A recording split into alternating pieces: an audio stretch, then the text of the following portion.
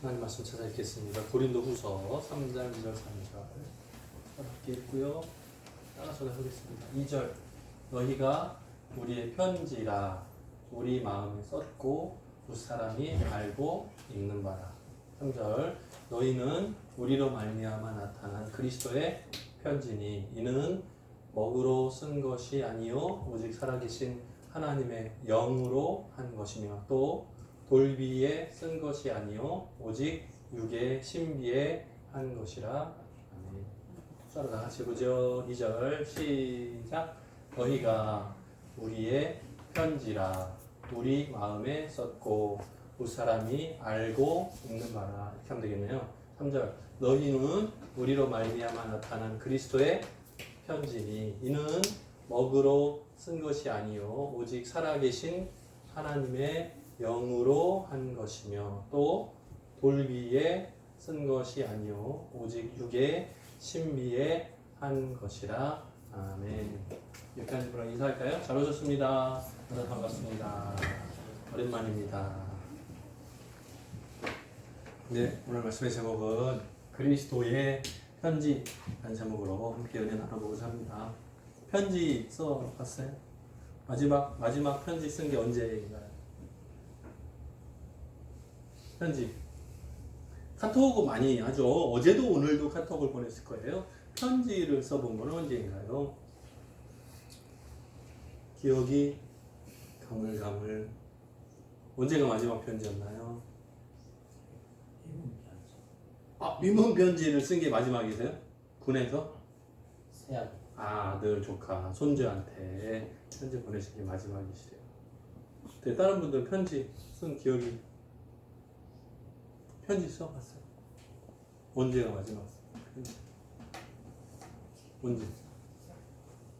예전에 언제? 아내한테 편지 써봤어요? 그러지 없어요? 핸드폰만 해봤어요? 요번에 이렇게 처가에 보냈을 때 이럴 때 편지를 하나 딱 써가지고 집에다가 딱 놓고 회사 갔다 오면 반찬이 바뀌어요.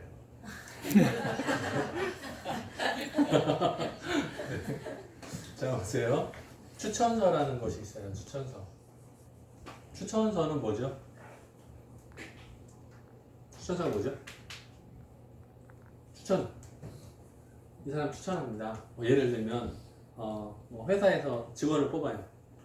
혹은 학교나 이런 데 들어가요. 입학할 때 서류를 준비하죠. 근데 회사 입장에서는 이 사람이 누군지 몰라요.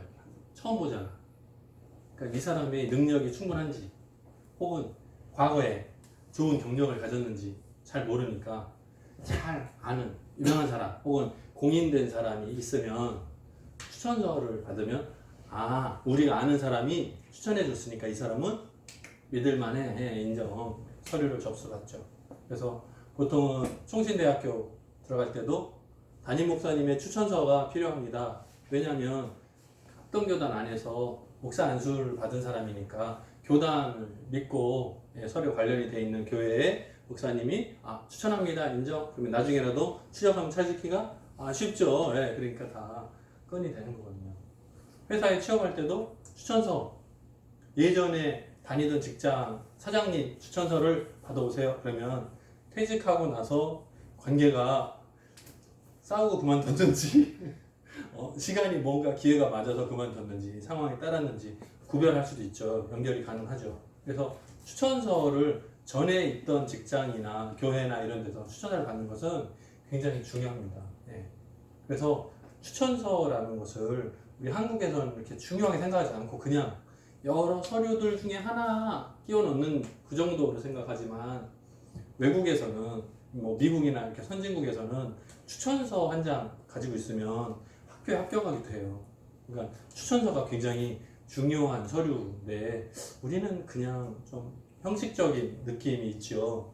근데 사실은 내용을 보면 굉장히 중요해요. 오늘은 고린도 교회 가운데서 이 추천서가 어떤 목적으로 쓰였는지를 한번 생각해 보면 좋은데요. 예루살렘 교회에서 추천하는 제도가 이제 새로 세워졌어요. 예전에는 그냥, 왜냐하면 바울하고 베드로하고 사도들이 전도여행 다니면서 교회를 세우고 그렇게 활동했고 다 알려진 사람 모셔다가 설교하고 부흥회하고 했으니까 크게 문제가 없었는데 이제 시간이 지나면서 상황이 바뀌고 있죠. 그래서 새로 이제 사역자를 키워준 사람도 있고 설교가로 세워지는 사람도 있고 하니까 상황이 다른 거예요. 그러니까 선교사를 파송을 하든지 아니면 새롭게 담임 목사를 보내든지 아니면 무슨 부흥회나 말씀 사경회 같은 거 이렇게 해서 모임을 하든지 그러면 어떤 좋은 사람 누구 추천해 주세요 이렇게 하죠. 그렇게 해서 보낼 때 예루살렘 교회에서 공인 이렇게 해서 보내면 서류를 가지고 가면 예루살렘 교회에서 제가 파송받은 사람입니다 라는 증거 서류를 준비해서 내면 아 좋은 분이구나 이렇게 해서 보시기가 쉽잖아요. 자 이렇게 어떤 서류나 행정적인 절차들을 마련하니까 고린도 교회 성도들 중에 바울 추천서 가지고 와야지 왜 여기 형식 서류잖아요. 방법이니까 정해진 대로 따라야지 이렇게 생각하기 시작했어요. 이런 생각은 누구겠어요? 새롭게 교회 다니기 시작한 성도들 중에 그런 생각을 할 수 있겠죠. 처음에 교회를 개척한 게 누구예요? 바울. 근데 추천서를 가지고 와라. 안 맞죠, 그죠? 좀 어색해지죠. 이제 그것에 대해서 오늘 말씀이 대답하는 내용이에요. 추천서 제도가 있고 다른 많은 사람들이 추천서 필요하지 누군지 확인이 필요하니까 낯선 사람 와가지고 엉뚱한 얘기하고 이단 얘기하면 곤란하니까 검증받고 인정된 사람 서류를 준비해서 접수하는 게 맞지. 근데 바울 나는 그런 추천서가 필요 없다. 오늘 말씀 다시 한번 보시죠. 필요 없다 한 얘기를 설명하고 있어요. 2절 보시면 너희가 우리의 편지라 우리 마음에 썼고 무슨 사람이 다 안다. 추천서가 필요하냐. 3절 보세요. 너희는 우리로 말미암아 나타난 그리스도의 편지다. 우리가 편지로 전해진 것처럼 이제는 너희도 우리가 쓴 편지와 똑같다. 그리스도의 편지 손으로 쓴 거 그거 말고 직접 복음을 전해서 이제는 너희 마음 가운데 예수 그리스도의 살아계심이 편지로 나타났으니까 너희 행실을 보면 다른 사람들이 보고 고린도 교회 다니는 성도 예수 믿는 사람 향기가 드러나는구나 보고 아는 것처럼 다른 사람들을 보면 안다. 이 편지를 내가 보고 너희 편지를 쓴 거다. 이거 똑같은 편지다. 이 얘기를 하고 있는 거예요. 그러니까 추천서가 의미가 없죠. 여기 특별히 돌비라고 나왔는데 이 돌비는 뭐예요? 모세 때 십계명을 받았을 거 아니에요. 그러니까 그 십계명 받은 것은 하나님께서 새겨주신 거예요. 돌에다가 이렇게 살아라. 근데 이제는 예수 그리스도를 영접함으로 성령 하나님께서 내 마음 가운데 들어와 계시니까 신앙의 양심, 믿음의 기준이라는 게 생겼어요. 그러니까 어떤 문제를 딱 만났을 때 십계명을 보고 맞나 틀리냐가 아니라 이미 내 안에 들어와 계신 신비에 새겨진 성령님의 그 말씀의 능력이 나타나서 나를 깨닫게 하시는 거죠. 그러니까 필요 없는 거랑 똑같이 마찬가지다. 뭐 이 얘기를 하고 있는 거예요. 우리 수화 통역사 자격제도가 생겼어요. 언제 만들어졌어요? 언제? 처음. 최근에 시험 본 사람들 알거 아니야? 여기 모르는 오래됐구나. 자, 최근에 필기 시험 본 사람? 수화 통역사 제도가 언제 생겼어요? 몰라요? 모르는구나. 네? 네, 97년 맞아요. 97. 뭐 뒤늦게 미리 얘기를 해. 이거 지금 전 세계 인터넷 방송으로 나가요. 큰일 났어 이제. 자, 수어 통역사 자격 제도는 1997년에 만들어졌어요. 한국 수어 교원 자격 제도가 만들어졌어요. 이번에 1회 시험을 봤어요. 합격자 자랑하느라고 막 페이스북에 이름 올라오던데 합격했다고 딱 올려놨던데요. 보셨나요? 네, 이제 1회 시험 시작됐고요. 학교 학위 제도로는 이제 졸업하면 자연히 나와요. 신청하면 받아요. 네. 2018학번부터 적용 뭐 이렇게 했으니까 충시는 졸업자를 신청해놨죠. 결과 이제 나올 것 같고 며칠 후에 나올 것 같고 내년 봄부터 졸업하는 사람들 신청하면 자격증이 학교 졸업자들을 통해서 이제 처음으로 차례대로 나오겠네요. 자, 이런 데 보시면 예전에는 어땠을 것 같아요? 통역 다닐 때. 서통역 경찰서에서 불러가지고 통역 갔어요. 그러면 자격제도가 만들어지기 전에는 어때요? 자격제도가 없어. 서통역이 돼? 빠? 하는지만 확인. 그냥 앉아서 통역을 했어요. 관계가 없었어요. 자, 그런데 97년부터 제도가 만들어지고 나서부터 시간이 흐르면서 점점 바뀌어서 자격증 먼저 자격증. 왜? 모르잖아요. 낯선 사람이 왔잖아. 수화를 잘하는지 못하는지 모르니까 공인된 기관에서 인증한 자격증을 보여달라 이거예요. 그거 없으면 안 돼. 이제 자격증이 꼭 필요한 시대가 됐어요. 이거 비슷한 얘기인데요. 공인된 자격증을 보여달라. 이게 서류로 끼워 넣어야 되니까 필요한 거예요. 마찬가지예요. 지금은 한국수어교원 자격이 이제 막 시작했어요. 지금은 괜찮아요. 통역 자격을 가지고도 가르칠 수 있고 맘대로예요 지금. 그러나 시간이 좀 흐르면 나중에는 어때요? 교원 자격 없으면 할 때가 언젠가 또 오겠죠. 이거 똑같을 거라고요. 기회 있는 대로 빨리빨리 준비해 두시는 것이 신상에 이룰 줄 알아요. 준비하세요. 통역이나 강의나 교육 다 마찬가지. 이제 앞으로는 자격 준비가 있냐 없냐를 확인할 거라고. 지금은 그냥 괜찮아요. 왜? 저기도 없거든. 여기도 없고 서로 없잖아요. 지금은 상관없어요. 근데 시간이 흐르면 꼭 필요할 때가 와요. 지금은 바울의 마음으로 야, 그거 먹으러 쓴 거야. 아니야. 우리 신비에 새겼어. 이렇게 하고 넘어갈 수 있어요. 지금은. 근데 시간이 지나면 꼭 해야 될 때가 와요. 추천서. 가끔 확인을 해요. 이 선생님 누구 찾아주세요. 그러면 이 선생님 괜찮을 것 같아요. 그러면 그 추천해 준 사람 말 믿어주는 거예요. 별거 아닌 것 같죠? 그죠? 별거 아닌 것 같죠? 아니요. 굉장히 중요해요. 의뢰를 받아요. 그러면 어떤 사람을 추천해. 이 사람 거기 괜찮을 것 같아요. 잘해요. 그러면 중간에 말해주는 소개하는 사람, 당사자를 보고 믿어주는 거예요. 이 사람을 데려다가 앞에서 일해보는 거예요. 잘하면 계속 부르겠죠. 했는데 못하면 이 사람 부르지 않고 나한테도 전화 안 와요. 그래서 굉장히 중요해요. 추천도 아무나한테나 막 추천 막 해준 게 아니라 적당한 사람을 찾아서 추천을 해줘야 그 다음에 연결이 가능하겠죠. 그래서 소개받을 때도 잘해야 돼요.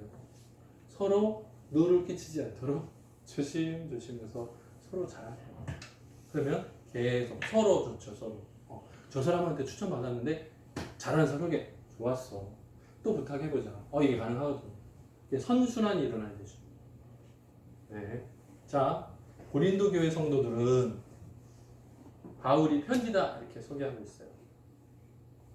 바울이 처음에 복음을 전했고 그 복음 전한 내용대로 예수 믿고 구원받은 성도들이 교회를 세우게 됐으니까 바울이 편지다 이렇게 썼어요.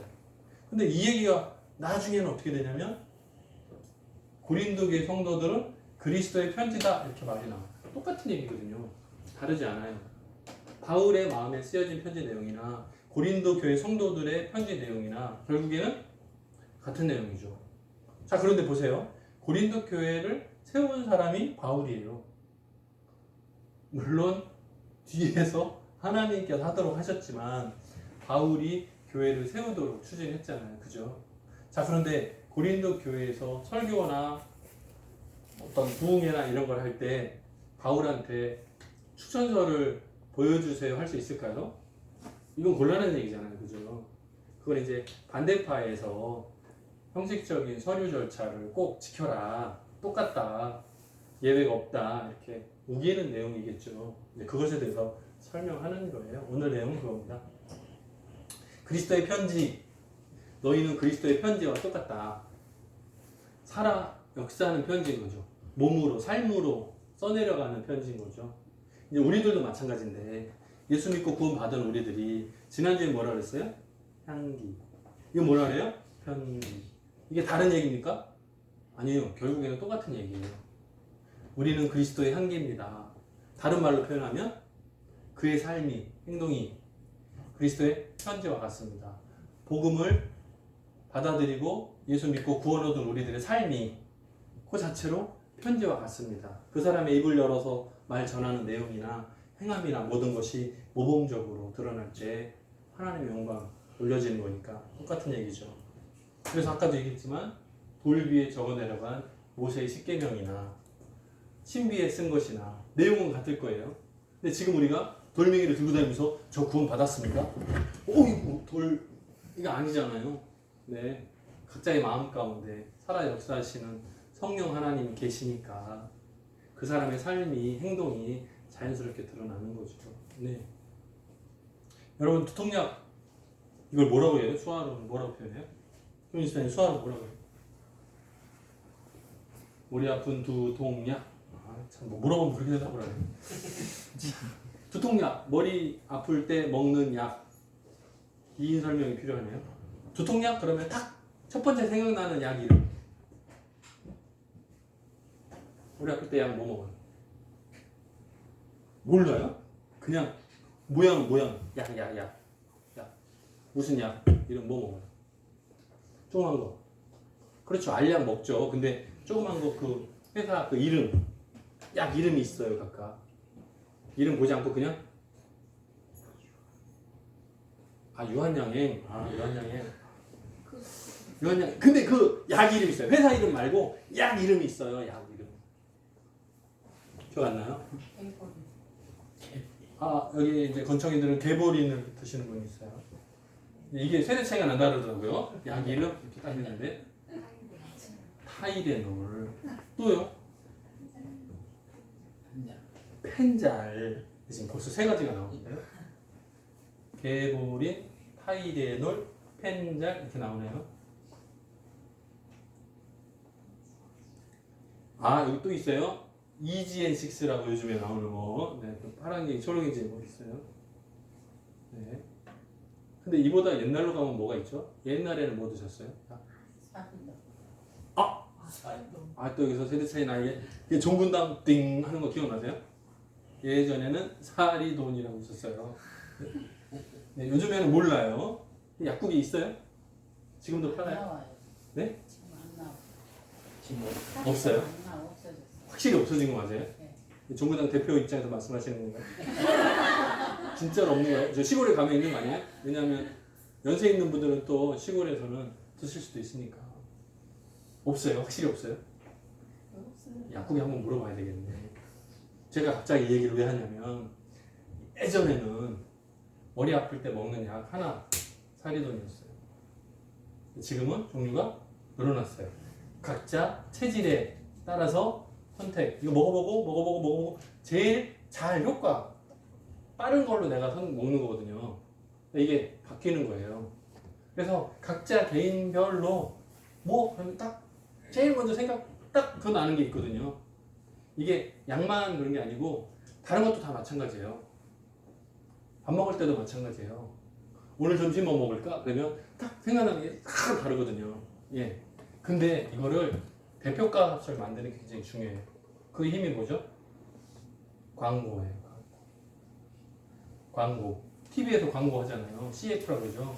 광고 딱 나오면 그러면 딱 생각나게 만드는 그 힘. 그 힘이 생기려면 어떻게 해야 돼요? 시간이 오래 걸려요. 사람들의 기억에 자연히 상식처럼 뭐는 이렇게 딱 나오게 만들려면 시간이 오래 걸려요.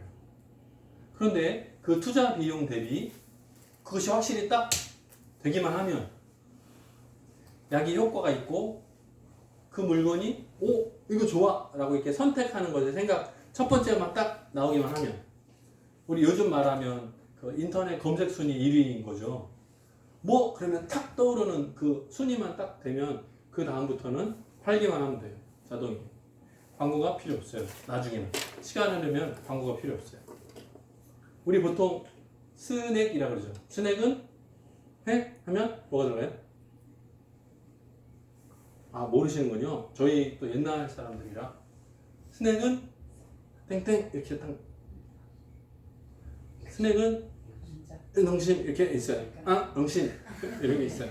옛날에 그랬거든요. 이게 딱 표어거든요. 거의 불조심 이렇게 하는 것처럼 예 그냥 딱 들으면 바로 딱 그 다음이 괄호치기처럼 딱 나오는 말들이 있거든요. 이게 자연스레 세뇌된 거예요. 이게 광고의 힘이거든요. 소화제는 뭔가요? 소화제는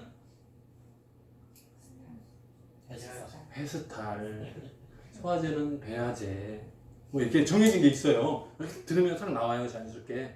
이렇게 정해지기가 쉽지 않아요. 왜냐하면 약국에 실제로 가면 머리 아플 때 먹는 약, 소화제 종류가 우리가 아까 얘기했던 딱 5가지만 있어요? 아니에요. 그 외에도 20가지 넘게 많아요. 우리가 달라고 말 안 하면 제일 많이 남는 걸로 팔아요. 무슨지 아세요? 우리가 이름을 기억하고 뭐 주세요 그러면 그걸 주죠. 근데 그게 아니고 그냥 소화제 주세요 그러면 약국 입장에서 제일 유익한 걸 팔게 돼 있어요. 당연하죠. 팔면 많이 남는데 뻔하잖아요. 종류가 많아요. 그런데 소비자가 돈을 가진 사람이 뭐 주세요 이렇게 하게 만드는 그 힘이거든요. 그게 광고의 효과거든요. 네. 자 보세요.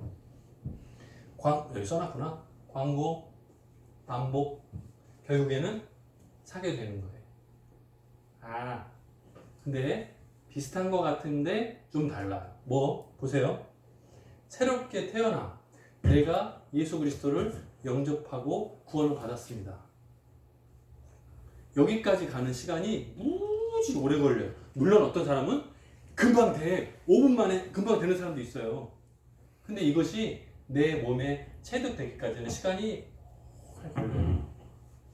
자, 그런데 한번 깨달아서 구원받으면, 예수 믿고 구원받으면 나는 당연히 죽어서 지옥 가야 되는데 내 대신 예수 그리스도께서 십자가에 달려 죽으심으로 내가 구원받았던 사실이 믿어지기 시작하면 그 사람의 인생은 완전히 바뀐다는 거예요. 그때부터는 복음을 필요 없어요. 왜? 이미 구원 얻었으니까. 무슨 아세요? 필요 없어요. 이미 구원 받은 사람 입장에서 말씀을 보고 듣게 돼요. 당연히. 차이가 있죠? 이거는 계속 반복을 해야 돼요. 세대가 바뀌면 다시 반복을 해야 돼요.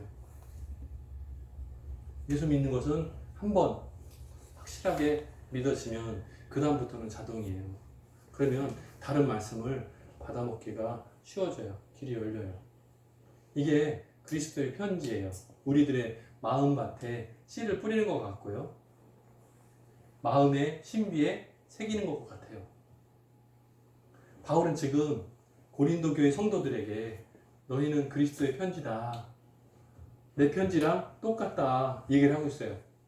결과는 추천서는 필요 없는 나다. 이 얘기를 하고 싶은 건데 그 설명하는 과정 중에서 그리스도의 편지 얘기를 하고 있어요. 저와 여러분은 그리스도의 편지예요. 우리가 삶의 현장 곳곳에서 사는 그 모습이 우리들의 행위가 우리들의 말 한마디 한마디가 다 자연스럽게 거듭난 사람의 모습으로 세상 앞에 드러나야 합니다. 이거는 반복돼서 처음부터 다시 복음을 증거할 필요가 없는 거예요. 이미 구원 얻은 상태로 편지가 전달되는 거예요. 이번 한 주간도 저와 여러분의 삶 가운데 그리스도의 편지가 온전히 전해지는 여러분의 삶의 현장 되기를 주님의 이름으로 축원합니다. 같이 기도하겠습니다. 사랑이 많으신 하나님 아버지 감사합니다. 예수 그리스도는 우리의 구원 되십니다. 이미 구원하셨습니다. 그럼에도 불구하고 우리들 삶이 부족하지는 않은지요. 다시 한번 확인하고 돌아보게 하시고 이미 얻은 구원 그 자체로 온전히 편지 역할들을 잘 감당할 수 있도록 도와주옵소서. 말씀을 대하고 읽고 기억할 때마다 하나님의 은혜가 새롭게 샘솟게 하시고 우리의 삶의 현장 곳곳에서 하나님께 올려드리는 귀한 행함과 삶이 있도록 도와주옵소서. 늘 함께 하시기를 간절히 소원하옵고 예수님의 이름으로 기도드립니다. 아멘.